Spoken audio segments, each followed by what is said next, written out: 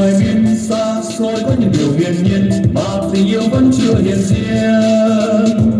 Loạt tin vui chúc đủ trần gian hy sinh thân để con người bình an xua tan tội lỗi ta thân. Cùng nhau bước ra đi, muôn dặm xa đang chờ chúng ta. Đồng lúa mênh mông đang trổ bông xinh tươi réo vơi. Hành trang chúng ta mang là tình yêu trọn vẹn vào đời Kitô. Nên đời nhân chứng ta truyền giao tin mừng muôn nơi. Anh em ơi hãy vững vàng về tâm, miền ngang chứ những nẻo đường xa, vòng ba thêm sắt son niềm tin.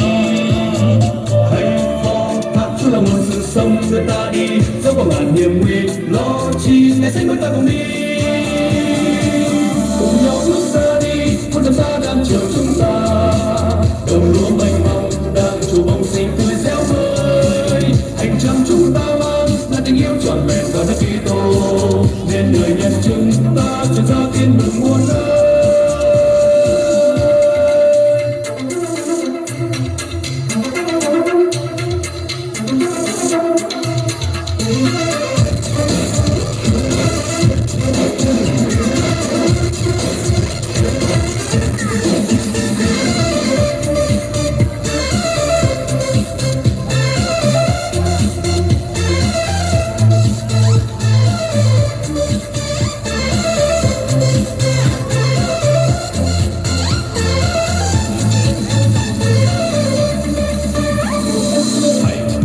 Đến những vùng ngoài biên xa xôi có những điều hiển nhiên mà tình yêu vẫn chưa hiện diện. Loan tin vui Chúa cứu rực trần gian hy sinh thân để con người bình an xua tan tội lỗi ta làm than. Cùng nhau bước ra đi, muôn dặm xa đang chờ chúng ta. Đồng lúa mênh mông đang trổ bông xinh tươi réo vơi. Hành trang chúng ta mang là tình yêu trọn vẹn vào đất Kitô. Nên đời nhân chứng ta truyền giao tin mừng muôn nơi.